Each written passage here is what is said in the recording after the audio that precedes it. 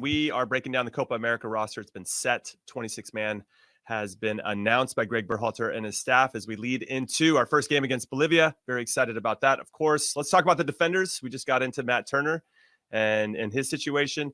We saw the same back line rolled out for both the Colombia and Brazil game. So, yeah, we got Cameron Carter-Vickers, who didn't do much in his appearance, but it looks like we got our back four set. So Jedi Robinson's going to be on the left side. Tim Ream and Chris Richards will be in the middle. And then we have Joe Scally playing on the right, who did pretty well defensively, holding his own against Lucho Diaz and Vinicius Jr.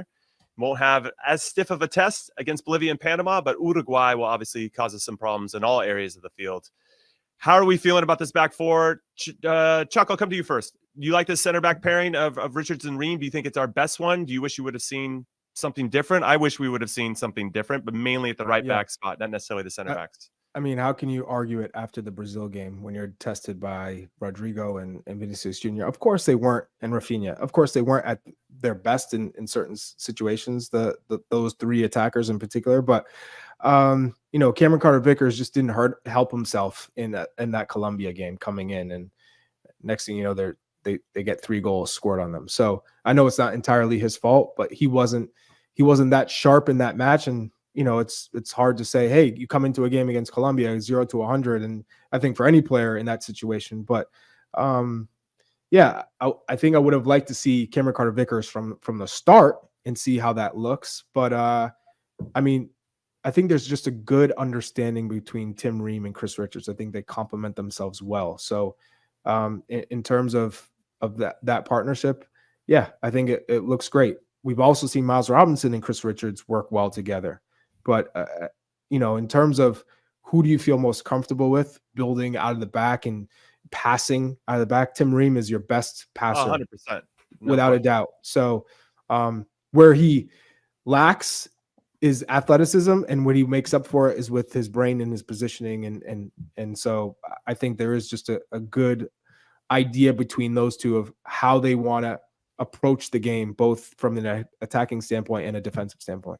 So Tones, talk to me about this. I've been struggling with this in some ways because the eye test when I watched the game against Brazil in particular, I'm like, yeah, okay, we played pretty well defensively, and then I think, okay, we also had 11 players 30 yards away from our goal for good portions of it to block as many passing lanes as possible and not allow Brazil to find a rhythm.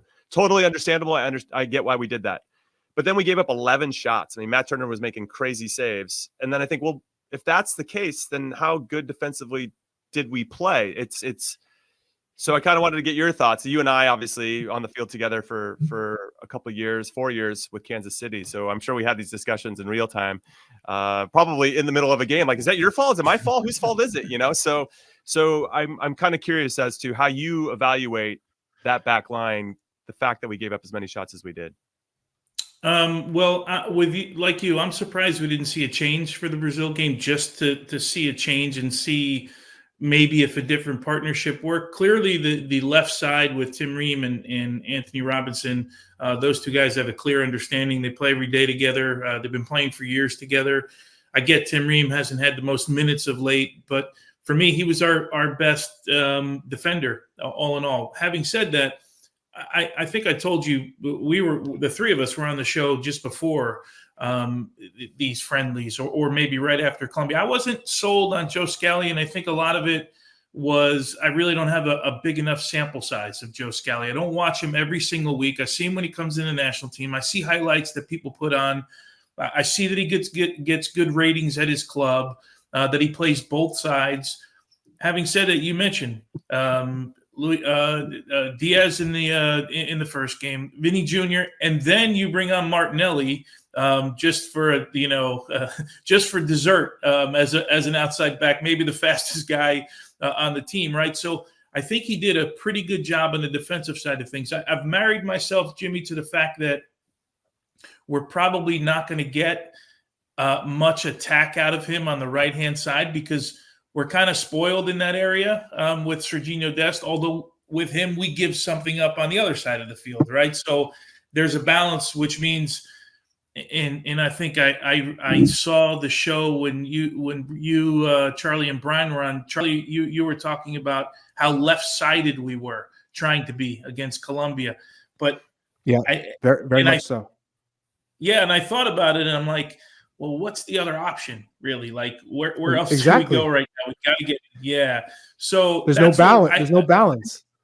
Yeah. So can we get him? I would think against Bolivia and against Panama, we'll be able to see Joe Scally get forward a little bit. And I also think just by nature, if you think of those two players, and Jimmy as a center back releasing fullbacks, you've played with guys that the minute the ball turns over, what do? They immediately go 60 yards up the field, right? And they're standing at midfield and trying to get forward. And then you've played with guys that kind of see the play a little bit and then get forward when you get into 2 or 3 passes and then you have control of the ball. So I'm guessing that's more Joe Scally's sort of mode as an outside back.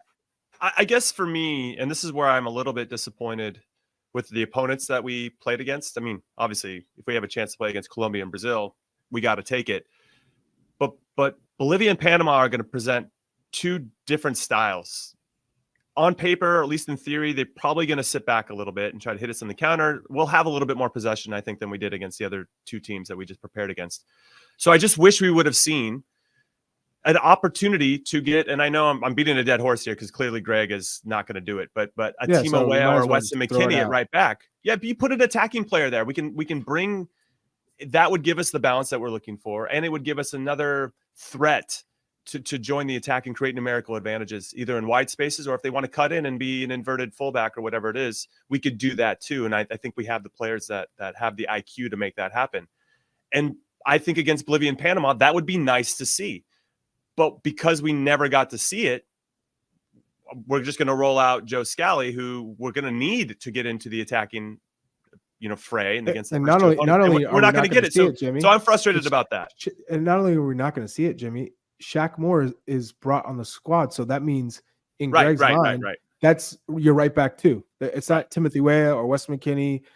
They're in their positions. That's not changing. And if Joe Scally can't go, it's Shaq Moore because they believe he is the best 1v1 defender. And to be honest, I know he's a good defender, but to that extent, I have yet to see it. So once Greg said. Did you remember when Greg said before the Colombia game that we're going to give our right backs who play right back the chance to play right back or something that I'm paraphrasing, but I knew at that point he was not going to play Weston or Timo Weah, and that's it just wasn't going to happen. But what's crazy to me, it really doesn't add up, is that we are losing Sergiño Dest to an injury. And in your mind, you see the balance that we have is, we can go down the right with Sergiño Dest and create, and then you can find those 2v1s with Timothy Weah and Sergiño Dest. You're taking that away, and you're adding 2 right backs who only defend, who give you nothing going forward. So now you are completely unbalancing the team because you don't have that option anymore. And the team is used to that option. So now you're taking that weapon away. And now when the players get to that position, they look and they go, I have a guy who actually doesn't want to attack, who doesn't feel as comfortable. And there were 2 moments where Joe Scally attacked in the Brazil game. I went, what? My eyes almost popped out. Yeah. I think he thought the same thing, Chuck. He was where the hell is that? Where'd the hell that come from? But it was only twice. It was 2 moments. So can he do it? Well, he showed he can do it, but I don't even think that feels comfortable to him. And maybe it's to him, it's too big of a risk. I don't feel maybe at the international level I can do that, but it's mind-boggling to me that you take a weapon away through injury and you replace that weapon with 2 players who don't do anything of the attacking kind of prowess that you once had. So I want to jump in. A couple comments first, Big Tones. One, of course, we have total respect for Bolivia and Panama. I just feel like on paper we should be able to drive that game a little bit more than if we're comparing it to Colombia and Brazil. I think I'm stating the obvious. I don't think that's a hot take by any stretch of the imagination. I know Bolivia is going to cause some problems for us, but I think we could cause some problems for them where they put them on the back foot and we can be on the front foot. And I think having an attacking outside back would do that. Does that mean there's going to score more goals, to Jackson's comment? No, we're not saying it's going to help.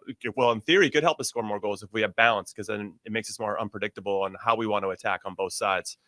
Does it lead to more goals? Sure. Listen, Joe Scally was fine, and I was glad that he stood up. I think he was better than fine defensively. Okay, that's fine. I mean, but Mhm. I guess we've been maybe a little bit spoiled with regard to Serginho Dest and his ability to get forward. That I'd like to see a little bit more from him. But that, in fairness to him, that might not be what he's being asked to do. And well, obviously with Lucho Diaz and Vinny, you're going to sit back and not try to take that risk necessarily. So to build off what you said, Jimmy, I would rather Yunus Musa playing right back if that's what you want, and then you could have Tyler Adams, McKinney, Sure. and Reynas. You still have that trio with Musa as right back, knowing that, hey, my man can dribble out of problems. If you need an outlet, someone who can give you at least something on the right, where there's someone who's comfortable on the ball, great. But then you have a right back option. You don't really necessarily need someone who's very anxious when they get the ball at their feet.